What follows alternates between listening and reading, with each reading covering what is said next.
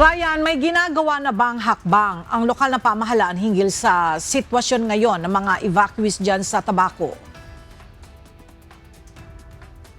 Yes, Ella, magandang tanghali. Kahapon nga bago tayo umalis doon sa Barangay Buang Evacuation Center, pinag-uusapan na ng mga kawani ng lokal na pamahalaan ng Albay Public Safety and Management Office at Department of Social Welfare and Development kung saan pwedeng pansamantalang manuluyan ng ating mga kababayan na evacuees doon sa Barangay Buang, at nagpatayo na din sila ng mga tarapal na pwedeng pansamantalang maging comfort room ng ating mga kababayan doon. Lumampas na sa capacity ng evacuation center ang bilang ng mga pamilyang lumikas sa Barangay Buang Evacuation Center sa bayan ng Tabaco City.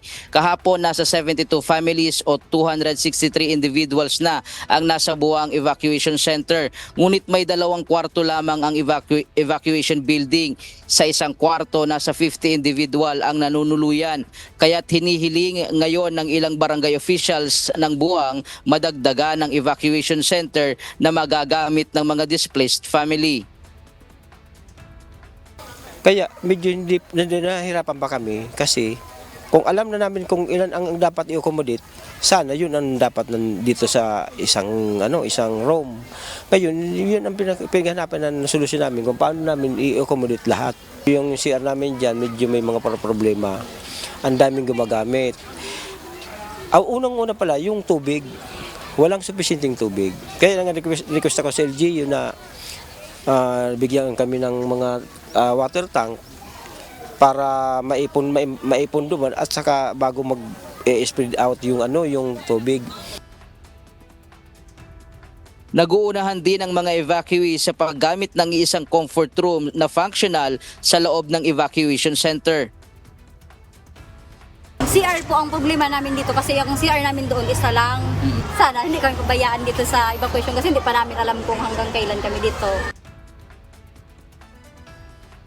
Bagamat nakapagpatayo ng modular tents ang DSWD para magkaroon ng pwesto ang ibang mga taga-Buang, hiling din ng mga ito ang dagdag na sapin sa mga modular tents.